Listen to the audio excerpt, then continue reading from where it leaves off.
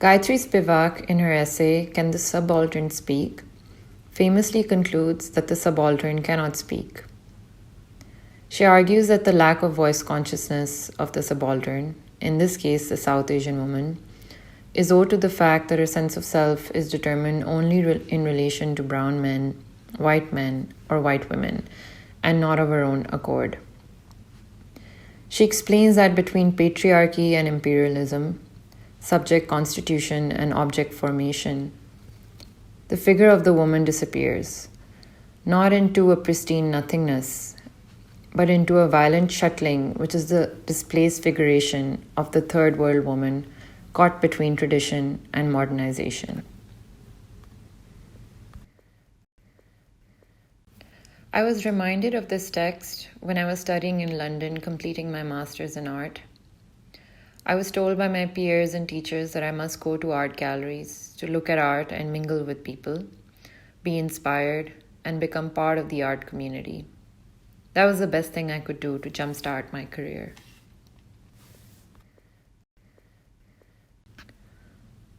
So, over the course of the year, I went to all the openings I could possibly go to and saw art at most national galleries and museums. However, by the end of it, instead of feeling inspired, I was left feeling disenchanted, discouraged, and alone.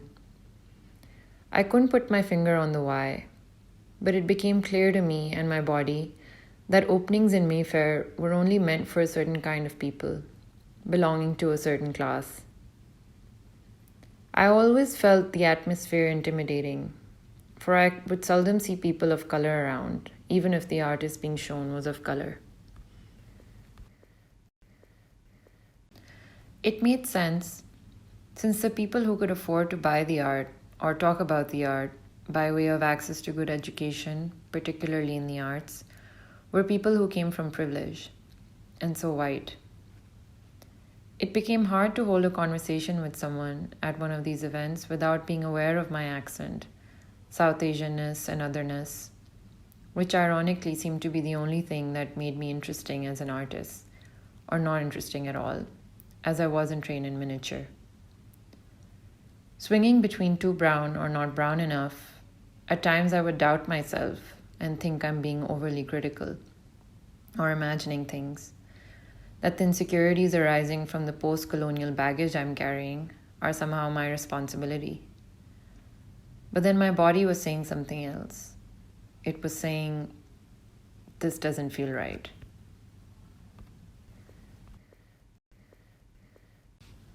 And the body is always right, since it responds from the most authentic place.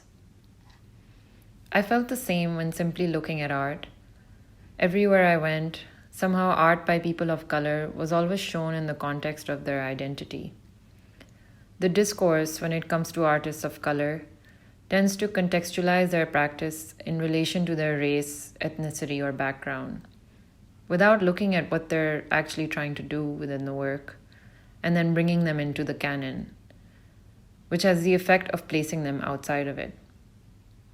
So it was always easy to see a show with all black artists or go to a gallery that especially shows South Asian artists. But I could hardly find any shows that exhibited these artists within the canon, along with everyone else, stripped off of this otherness. It gave the impression that it is the only thing that defines them.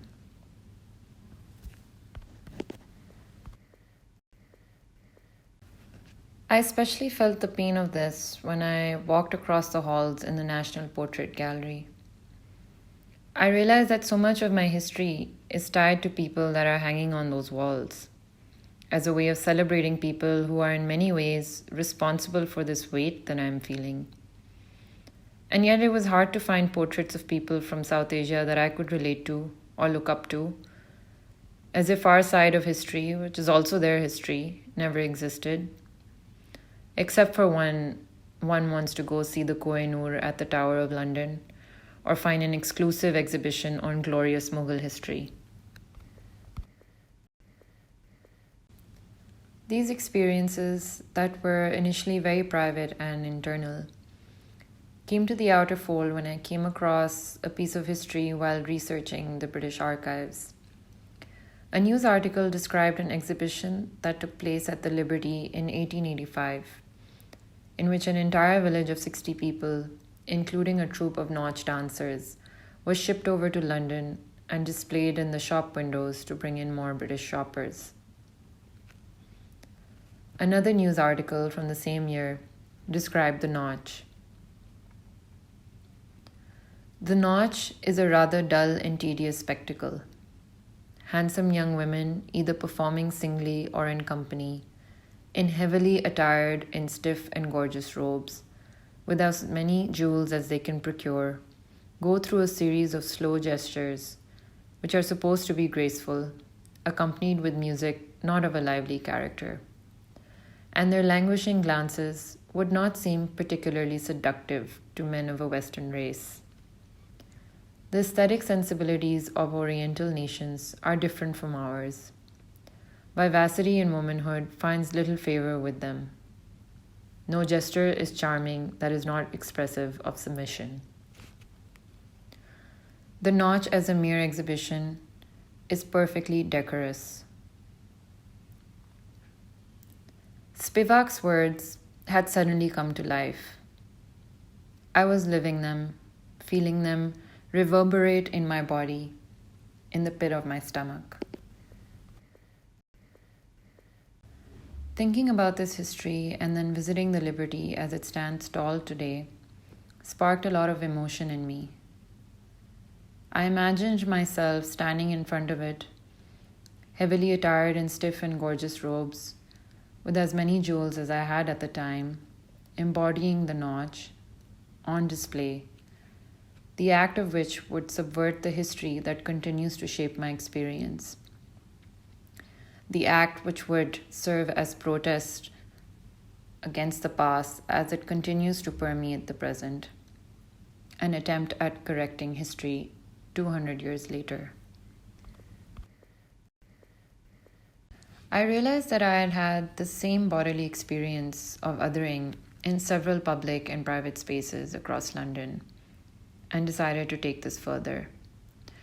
Inspired by the Rimbaud Series by the artist David Wojnarowicz, in which David took photographs of himself and his friends who identified as queer, wearing the poet Arthur Rimbaud's mask in different locations across Manhattan, I photographed myself similarly in different spaces across London dressed as a Nautch. When David put on Rimbaud's mask, he was essentially taking on his identity and highlighting the parallels in their lives, the violence suffered in their youths, the feeling of being denied freedom, their shared alienation, and the fact of their homosexuality. Through black and white images, he was able to juxtapose the historical time of the poet with his own present. This allowed for time and context to dissipate and the individual to stand out. It gave the impression of being lonely, lost, and displaced, experiences that Wojnarowicz aimed to highlight in the context of what was happening to the LGBT community at the time. At a very personal level, it chronicled his own life and his emotional relationship with New York in the late 1970s. The performative aspect of the Rimbaud series was very appealing to me. The way in which he put on the mask and went to these places to get photographed in front of an audience that was watching. How he engaged with that audience without directly speaking to them. The physical act of putting on the mask, immediately separating him from those around him. All of this was a dramatic staging of the experience of alienation and how a facade had to be put on to fit into these spaces. It was a reenactment of the lived experience of being marginalized and displaced as a queer person. It was also an attempt to subvert and protest that experience.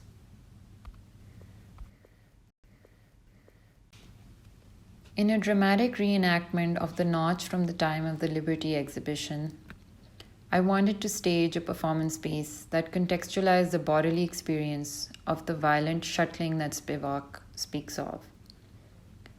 I photographed myself in all the places I felt displaced in some way or the other, including galleries, public transport, and shopping districts, while wearing my angrakha, churidar pajama, khusas, and jewelry, the things that make me traditional, exotic, beautiful, colorful, off color, other, and the things that immediately separated me from the audience.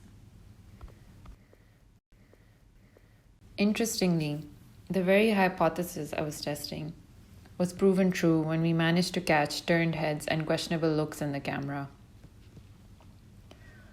What wasn't possible to capture were the remarks and physical reactions in the audience, like the policewoman who was triggered by my presence and launched into a tirade for taking photographs on the footpath in front of the Ritz, which otherwise would be perfectly acceptable in a tourist city like London. She would not let me speak and did not calm down till a friend stepped in. Or the admin lady from the Royal Academy of the Arts who asked us not to do a photo shoot and leave. Or the sweet man who turned around and told me I looked beautiful in my sari. My last stop was Whitechapel, a place that often transports me to Liberty Market in my hometown Lahore. While taking photographs here, I felt most at home and most comfortable. No one looked or cared, and I easily blended in with the crowd.